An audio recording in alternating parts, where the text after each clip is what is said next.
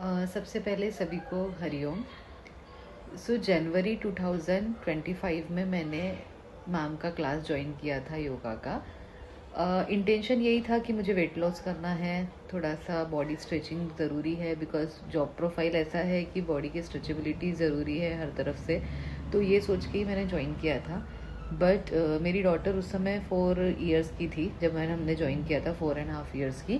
तो मैं उसको भी लेके जाती थी और मैम उसका भी फिजियोथेरेपी चल रहा था उस समय, पैरों का थोड़ा सा प्रॉब्लम था तो। बट फिर मैम वो अच्छा करने लगी थी तो मैम ने मुझे सजेस्ट किया कि इसको भी लेकर आ जाया करो, करती अच्छा है। तो हमने फिर उसको भी मैं रेगुलर लेके जाने लगी तो वो भी बहुत अच्छे से करने लगी थी class. In between March ma'am ने मुझे बोला कि ये 4.5 इयर्स की हो गई है, why you are not trying for another 1 more child.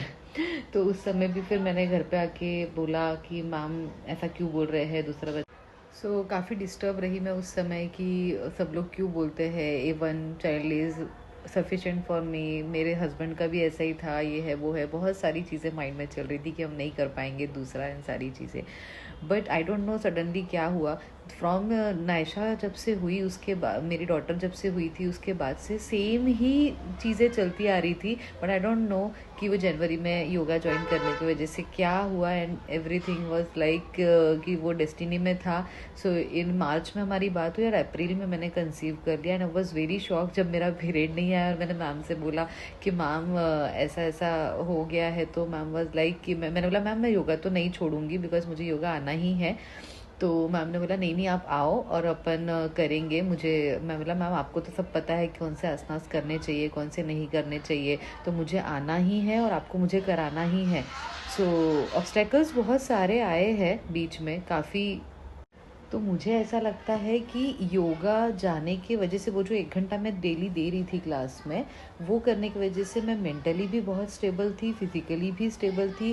मैं कॉलेज में भी प्रॉपर टाइम दे पा रही थी, मैंने 9 मंथ तक के कॉलेज में भी जॉब किया, सारी चीज़ें मैं कर पाई बिकॉज मैं 1 घंटा अपने लाइफ का 24 आवर्स में से 1 आवर वहाँ पर दे रही थी। मैम मेडिटेशन भी करवा रहे थे, मतलब वो 1 घंटा होने के बाद मुझे कुछ रिक्वायर्ड नहीं था। जैसे प्रेगनेंसी में बहुत सारी चीज़ें लगती है कि कुछ एक्स्ट्रा करना चाहिए, कोई क्लासेस करना चाहिए, तो 1 घंटा योगा जाती थी तो मुझे ऐसा लगता था कि मेरा सब कुछ वहाँ पर कवर हो रहा है, इससे ज़्यादा मुझे कोई चीज़ की ज़रूरत नहीं है। तो बहुत अच्छी जर्नी रही है ये 9 मंथ की। तो मैं मैम को थैंक यू तो बोलना ही चाहती हूँ, लेकिन थैंक यू बहुत स्मॉलेस्ट वर्ड होगा मैम के लिए, मतलब उनके लिए जितना करो उतना कम है। But yes, thanks a lot ma'am.